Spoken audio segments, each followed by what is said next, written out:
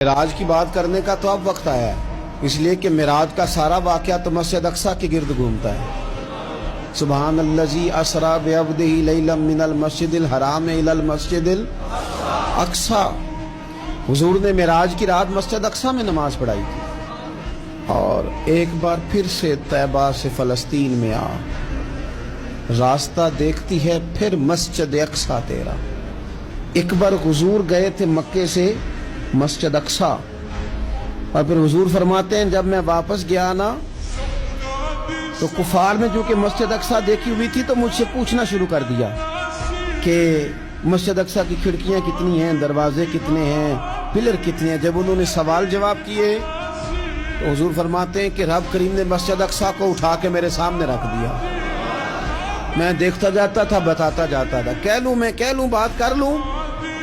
ایک دفعہ حضور مکے سے مسجد اقصی آئے، اور ایک دفعہ مسجد اقصی میرے نبی کی زیارت کے لیے مکے گئی، حضور کی زیارت کے لیے مکہ شریف گئی۔ اور میرے نبی تو صرف کسی چیز کی طرف ایک دفعہ دیکھ لیں تو وہ رحمت کے پھول کھلتے ہیں۔ مسجد اقصی کی طرف منہ کر کے 17 مہینے میرے نبی نے نماز پڑھی ہے۔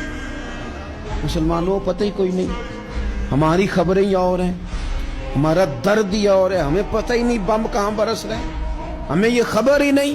اور میں اس دور میں تقریریں کر رہا ہوں جہاں سوتوں کو جگانا نہیں پڑتا، جاگتوں کو جگانا پڑتا ہے۔ سیانے لوگوں کو سمجھانا ہمارے ذمہ لگ گیا، کیا کرے؟ اس قوم کو سکھانا پڑتا ہے جسے پتہ سارا ہے، لیکن جان بوجھ کے آنکھیں ہماری بند ہیں۔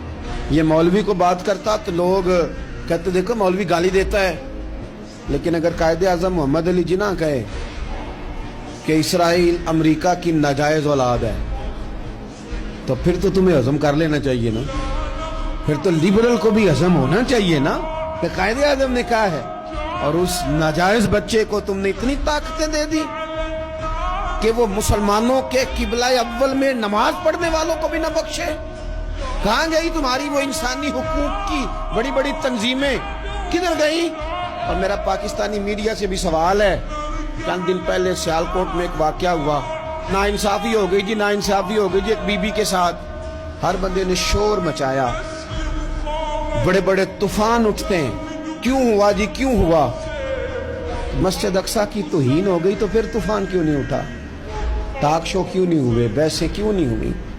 میں اس موم بتی مافیا کا کیا کروں؟ ان لبرل لوگوں کا کیا کروں؟ ان کے سپورٹروں ووٹروں کا کیا کروں؟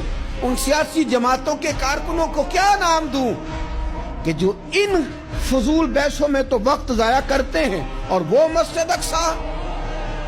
اس کے بارے میں میرے نبی پاک صلی اللہ علیہ وسلم سے ایک صحابیہ نے پوچھا تھا، یا رسول اللہ مسجد اقصی میں نماز پڑھنا کتنا کو بہتر ہے باقی نمازوں کے مقابلے میں؟ تو حضور نے فرمایا 1000 گنا بہتر ہے۔ بی بی عرض کرنے لگی، سونیا میں جا تو نہیں سکتی، دل بڑا کرتا ہے۔ حضور نے فرمایا جا نہیں سکتی تو وہاں تیل ہی بھجوا دے، جس میں حاضری لگوانے کی حضور بات کریں جس مسجد میں۔ اور نبی پاک علیہ السلام نے فرمایا خاص کر کے سفر کرنا ہوا تو 3 مسجدوں کے لیے کرنا، ایک مسجد حرام بیت اللہ کے لیے، ایک مسجد نبوی کے لیے، اور تیسرا مسجد اقصی کے لیے۔